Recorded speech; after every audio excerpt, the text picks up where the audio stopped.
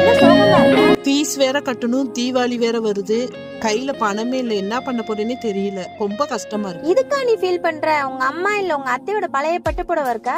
இருக்கு, அதை வச்சு என்ன பண்றது? அந்த பட்டுப்புடவைலாம் எடுத்துட்டு நான் சொல்ற இடத்துக்கு நீ போ. கீர்த்தி சொல்லி அம்மாவோட பழைய பட்டு புடவைலாம் எடுத்துட்டு வந்த இடம் தான் நம்ம சரவணா பட்டு சென்டர். என் ஃப்ரெண்டு சொன்னாங்க நீங்க பழைய பட்டு புடவைலாம் வாங்கிக்குவீங்கன்னு.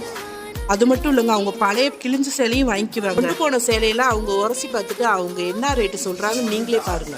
நல்ல வெளி ஜரிகை இது தங்கம் வெள்ளி இந்த ஜரிகைலாம் கலந்துருக்கு. ஸோ அதனால இங்கே கொண்டு சாரி 6 சாரி 60 வரைக்கும் ரேட்டு கிட்ட அப்படியே ஷாக் ஆயிட்டே.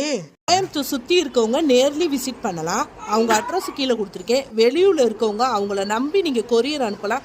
இல்லைன்னா நீங்கள் இந்த ஸ்க்ரீனில் தெரியிற இந்த நம்பருக்கு கால் பண்ணிங்கன்னா அவங்களே வந்து கலெக்ட் பண்ணிக்குவாங்க. வாட்ஸ்அப்லேயே சாரீ ஃபோட்டோ சென்ட் பண்ணிங்கன்னா அதோட ரேட்டு எல்லாமே சொல்லிடுவாங்க. நம்ம ஃபீஸ் கட்ட தான் பணம் இல்லைன்னு வந்தோம். ஆனால் நம்ம